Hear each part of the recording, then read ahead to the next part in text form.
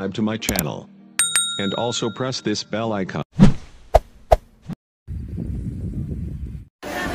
నకిలీ మద్యం తయారీ మీద ఈ నకిలీ మద్యంతో పేద మధ్య తరగతి నకిలీ మద్యం తయారీని పెంపొందించి చూస్తుంది. అందుకు నిరసనగా వైఎస్ఆర్సీపీ ప్రభుత్వం నకిలీ మద్యం ఈ బీజేపీ కూటమితో ఎంకరేజ్ చేసి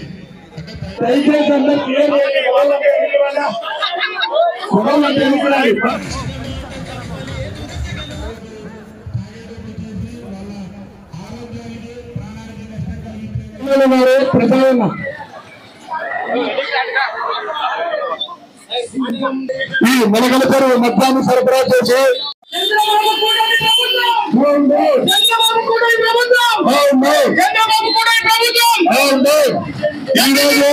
ఈ నకిలీ మద్యాన్ని ప్రోత్సహించే ఈ కూటమి ప్రభుత్వం మెలకల చెరువు మద్యాన్ని చుట్టూ ఉండే సభలో వేసి పేద మధ్యతరగతి కుటుంబాల ఆరోగ్యాన్ని మన ప్రాణ నష్టాన్ని పెంపొందించే విధంగా ఈ క్రీడలు నిర్వహిస్తూ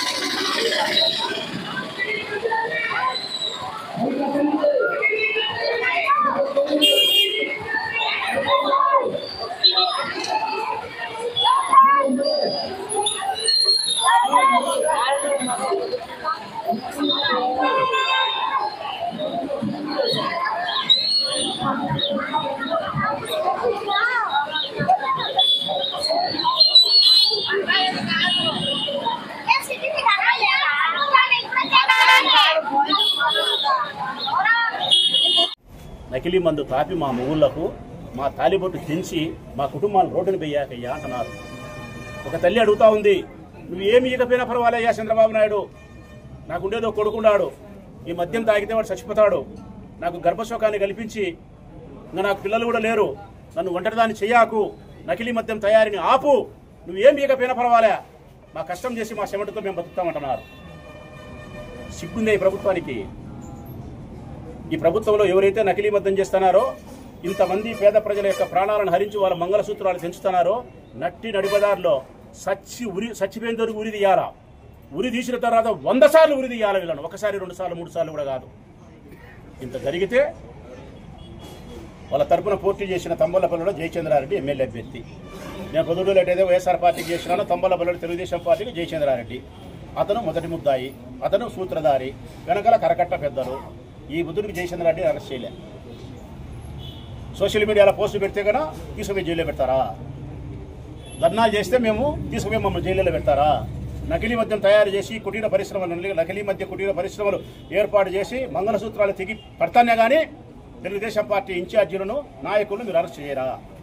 స్పిరిట్ సప్లై చేసిన బాలాజీని అరెస్ట్ చేయరా? వేల కోట్ల రూపాయలు పేద ప్రజల డబ్బు దోసుకుంటే అది ఎవరు అకౌంట్ల ద్వారా ఎక్కడికి పోయిందని చెప్పి కనిపెట్టరా? నకిలీ మద్యం తయారు చేయడానికి ముడిసరుకు ఎక్కడి నుంచి తీసుకొచ్చారని చెప్పి మీరు కనిపెట్టరా? నకిలీ మద్యం తయారు చేయడానికి కావాల్సిన ప్లాంట్ను, అందులో పరికరాలను, ఎక్విప్మెంట్ను ఎవరు తీసుకొచ్చినారు, దాని డబ్బు ఎవరు ఎక్కడ పెట్టినారు, ఎవరు ఎక్కడ కొనుగోలు చేశారనే విషయాలు ప్రపంచానికి చెప్పరా? చెప్పరు. ఎందుకు? దొంగలు మీరే. దొంగల చేతికి బీగం ఇచ్చినాం, మా దరిద్రం అది. దొంగల చేతికి బీగం ఇచ్చినాం, మా దరిద్రం అది. ఈ తెలుగుదేశం పార్టీలో పెద్దలు కాబట్టే మీరు మూసిపెట్టినారు. ఈరోజు సిబిఐ విచారణ చేయాలని మేము అడుగుతున్నాం. మీరు సిబిఐ విచారణకు సిద్ధపడడంలే, సిట్టుతో విచారణ చేస్తా అంటున్నావు. సిట్టు ఎవరయ్యా?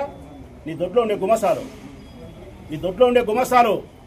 వాళ్ళతో విచారణ చేపిస్తే దర్యాప్తు సక్రమంగా జరుగుతుందా? పేద మహిళల యొక్క జీవితాలకు మేలు జరుగుతుందా? చనిపోయిన కుటుంబాలకు ఆత్మశాంతి కలుగుతుందా? కలగదు. నువ్వు నిజంగా తప్పు చేయకపోతే, నీ పార్టీ తెలుగుదేశం పార్టీ అభ్యర్థులు సూత్రధారులు, వెనకల పాత్రధారులు మీరు కాకపోతే సిబిఐతో విచారణ చెప్పి, ఎందుకు సిబిఐతో విచారణ చెప్పావు? ఆనాడు రాజశేఖర రెడ్డి పరిటాల రవి హత్య కేసులో జగన్మోహన్ రెడ్డి మీద అభియోగం చేసినప్పుడు అసెంబ్లీలోనే ప్రకటించినాడు, సిబిఐ విచారణ చేయండి, నా కొడుకు నిగ్గు తేల్చండి అని చెప్పి ఉరిదేయండి నన్ను బహిరంగ ప్రదేశంలో చెప్పినాడు. సిబిఐ విచారణ చేసినారు ఆయన కొడుకు మీదనే, ఆయన ముఖ్యమంత్రిగా ఉండేప్పుడు. మరి ఈరోజు ఎందుకు నువ్వు సిబిఐ విచారణ సిద్ధంగాలే?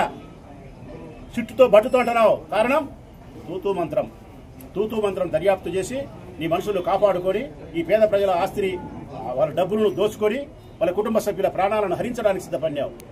ఒక్క మాటలో చెప్పాలంటే వైఎస్ఆర్ కాంగ్రెస్ పార్టీ జగన్మోహన్ రెడ్డి గారి నాయకత్వంలో పేద ప్రజల యొక్క ప్రాణాన్ని ఆరోగ్యాన్ని సంరక్షించడానికి, పేద మహిళల యొక్క మా సోదరీమణుల తాలిబొట్లను భద్రంగా పచ్చగా 10 కాలాల పాటు నిలబెట్టడం కోసం జగన్మోహన్ రెడ్డి గారి నాయకత్వంలో నకిలీ మద్యాన్ని అరికట్టాలని చెప్పి ఈరోజు రోడ్డెక్కిన ఈ ఉద్యమం, ఈ ధర్నా ఈ రోజుతో ఆగిపోదు. నిరంతరం ఇది కొనసాగుతూనే ఉంటుంది. పత్రికా ప్రకటనలు ఉంటాయి, శాంతియుత ఆందోళన కార్యక్రమాలు ఉంటాయి, కోర్టుకు పోయేటు ఉంటాయి. ఇంకా ఎక్కువ మాట్లాడితే మీరు దావకు రాకపోతే మీ ఎక్సైజ్ కార్యాలయాల మీద రాష్ట్ర వ్యాప్తంగా మహిళలు దాడి చేసే పరిస్థితి కూడా ఉంటుంది.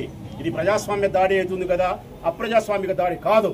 ఈ విషయాన్ని మీరు తెలుసుకొని తప్పనిసరిగా నకిలీ మద్యాన్ని అరికట్టాల. బెల్ట్ షాపులు 1,00,000 ఉన్నాయి ఈ రాష్ట్రంలో.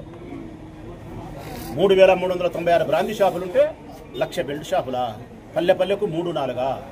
ఈ బెల్ట్ షాపులన్నిటికీ ఏమంది వస్తుంది? నకిలీ మద్యం నుంచి తయారైనటువంటి ఈ మందు బెల్ట్ షాపులకు వచ్చి పల్లెల్లో పేదవాళ్ళకు తాపించి చంపే ప్రయత్నం చేసి డబ్బు దోసుకుంటున్నారు. 1,00,000 బెల్ట్ షాపులను ఇమ్మీడియట్గా రద్దు చేయాలి.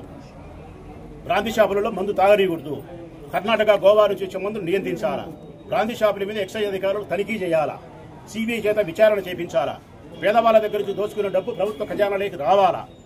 ఈ నకిలీ మద్యం తాగి మరణించిన వారి యొక్క కుటుంబాలకు మేలు చేసే విధంగా ఈ మద్యం నుంచి తయారైన డబ్బు నుంచి వారికి నష్టపరిహారాన్ని చెల్లించాలా.